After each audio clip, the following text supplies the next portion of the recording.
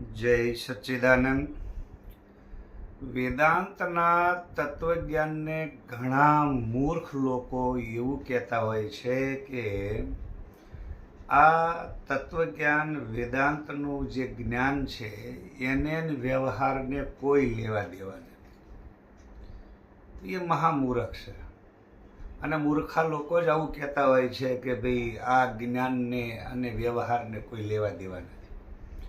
અને એટલા માટે આ વેદાંતના તત્વજ્ઞાનની જે વાતો કરનારા જે અમુક પોતાને વિદ્વાન કહેતા હોય છે કે અમે વિદ્વાન છીએ, પણ વેદાંતની ઉપયોગિતા સાબિત કરવી જોઈએ સમાજમાં, તો વેદાંતના અધિકારી બને.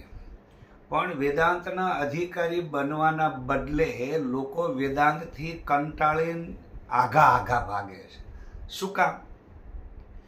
એટલા માટે કે હું શરીર નહીં, હું આત્મા છું, શરીર નહીં આત્મા છું. એ આત્માના સ્વરૂપનું વર્ણન જ્યારે કરવામાં આવે ત્યારે એ શુદ્ધ આત્માનું સ્વરૂપ આપણા માટે જીવનમાં શું ઉપયોગી છે, જો એ તત્વજ્ઞાનની ઉપયોગિતા સાબિત તમે ન કરી શકતા હો અને કેવલ તત્વજ્ઞાનના વર્ણન ઉપર ભાર દો તો ઓલો બેઠો બેઠો ઊંઘવાનો જ છે.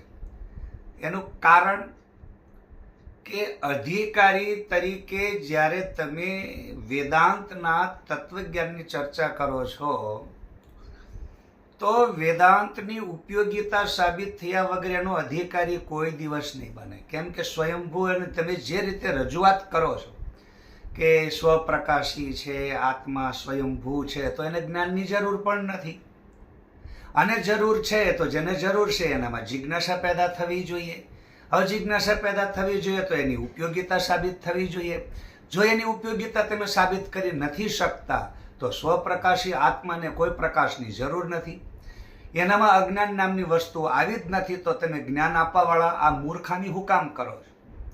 જે જ્ઞાન આપવાની મૂર્ખામી કરી રહ્યા છે એને જ ખબર નથી કે સ્વપ્રકાશી આત્માને જ્ઞાન દેવાની જરૂર નથી.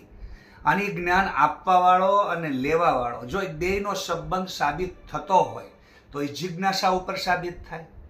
હવે જો જિજ્ઞાસા તમને ક્યારે થાય? જિજ્ઞાસા એટલે એની ઉપયોગિતા, કે મારા જીવનની ઉપયોગિતા, હું આ પૃથ્વી ઉપર આવ્યો છું તો મારી ઉપયોગિતા સાબિત ન થતી હોય તો મને જિજ્ઞાસા થવાની જ નથી.